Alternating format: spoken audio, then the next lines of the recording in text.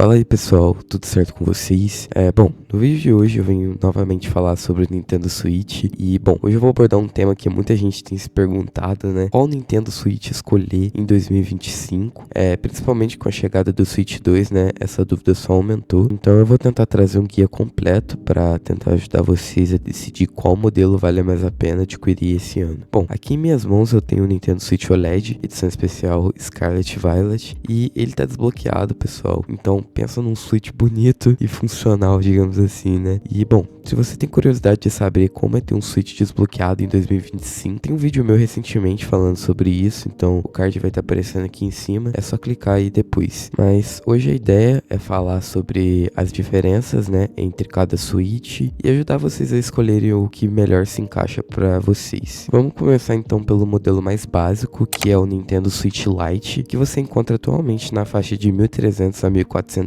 Ele foi projetado com a intenção de ser um console puramente portátil, ou seja, ele não tem Joy-Cons sacáveis e não pode ser conectado à TV. Isso significa que ele é ideal para quem joga sozinho, né, e que tá sempre em movimento também, né. Bom, de vantagens, né, ele é o modelo mais acessível financeiramente e é o mais leve e compacto, sendo perfeito para viagens ou uso em qualquer lugar, né. E as suas desvantagens, como eu disse, não tem como jogar ele na TV, né, e ele também não tem as Joy-Cons destacáveis, o que limita as possibilidades de multiplayer local, por exemplo. Bom, falando por mim, eu acho que, sinceramente, eu não teria um Switch Lite, porque além de você não poder jogar multiplayer local e todas as outras coisas que eu já falei também, o fato de que ele custa entre 1.300 e 1.400 não é um valor tão distante do Switch normal, até mesmo do OLED, né, que é os próximos que a gente vai falar. Então, assim, às vezes compensa até mais investir numa versão acima e ter uma experiência mais completa, eu diria. Mas isso não descarta que para algumas pessoas ele vale muito a pena, principalmente por ser o mais acessível, né, digamos assim. Então, ele continua sendo um consolezinho excelente, cara. Bom, seguindo aqui, agora vamos pro modelo clássico, né, que é o Nintendo Switch normal, que foi o primeiro a ser lançado e você encontra ele na faixa de R$1.900 a R$2.000. Esse é o meio termo entre os modelos, né,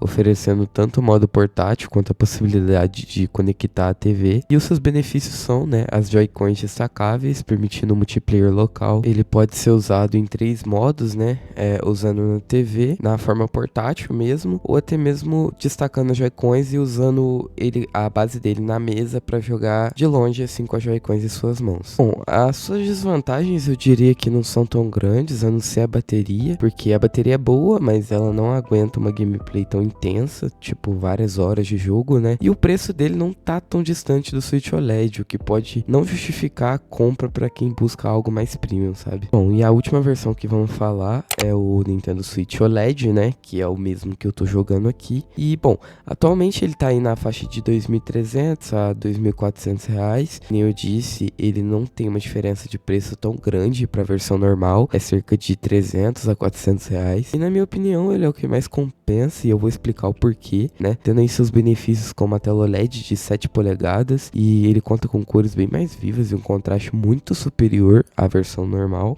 Bom, ele também conta com a melhora, né, no suporte para deixar ele na mesa, com um kickstand ajustável, muito mais estável do que sua versão anterior. E, bom, se compararmos o Switch normal, a diferença de preço, que nem eu disse, é pouca. Então eu diria que por tudo que o Switch OLED oferece, compensa muito mais você investir no OLED, pelo menos na minha visão.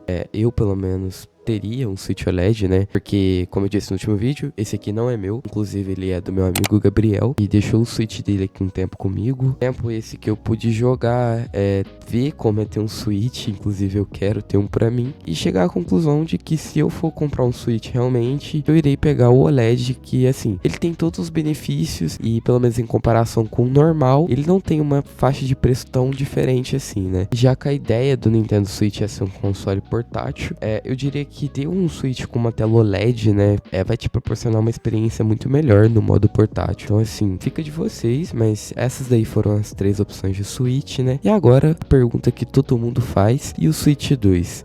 Bom, vale a pena ter um Switch mesmo com a chegada do Switch 2? E na minha opinião, a resposta é sim. Primeiro porque o Switch 2 foi anunciado com um preço inicial absurdo de R$4.500. E aqui no Brasil, a realidade é que ele não deve sair por menos de R$5.000. E além disso, os jogos pro Switch 2 estão sendo anunciados que vão custar entre 400 e 600 reais. E vamos ser bem sinceros, né? Eu sei que tem muitos fãs da Nintendo que defende o preço, e blá blá blá. Mas assim, não são preços acessíveis, todo mundo sabe disso. Até mesmo no Switch 1 não era muito acessível, né? A gente sempre teve jogos aí nessa margem de 250 a 400 reais, que assim, é muito caro, querendo ou não. Tanto que é por isso que muita gente opta pelo desbloqueio. Aproveitando que a gente tá falando de desbloqueio, o desbloqueio do Switch 2, caso seja algo que você considere, vai demorar pra consolidar, né? Então, investir num Switch OLED desbloqueado ainda é a melhor opção pra quem quer um custo-benefício, uma biblioteca gigantesca de jogos disponíveis, você ter que ficar gastando uma fortuna toda vez que vai comprar um jogo, né? Bom, então vamos de considerações finais, né? O Switch Lite é uma opção básica pra quem quer economizar, mas na minha opinião ele perde um pouco em versatilidade. Ele atende bem quem busca apenas jogos portáteis e uma experiência mais simples, né? Então, assim, se isso for o que você busca, ele pode ser sim uma boa opção. Aí temos o Switch normal, que nem eu disse anteriormente, é um bom meio termo, oferecendo aí pra você flexibilidade e bom desempenho, mas uma pequena diferença de preços entre ele e o OLED. Então, assim, faz dele uma escolha menos atrativa, na minha opinião. E por fim, o Switch OLED, que é sem dúvida o melhor custo-benefício em 2025 nesse quesito. A tela superior, os recursos extras, a experiência aprimorada, fazem dele a escolha ideal para quem quer o máximo de qualidade. E olha que eu não tô sendo pago pra falar isso, hein? Mas, tipo, eu gostei bastante dele, né? Pelo menos no tempo que eu passei com ele aqui, que eu tô passando com ele. E enquanto ao Switch 2, ele ainda é uma promessa, digamos assim, entre aspas. Apesar de trazer novidades tecnológicas, o alto custo inicial e os preços elevados dos jogos, na minha opinião, tornam o Switch OLED uma opção mais sensata, né? Pra maioria dos jogadores brasileiros. Então, assim, fica a seu critério.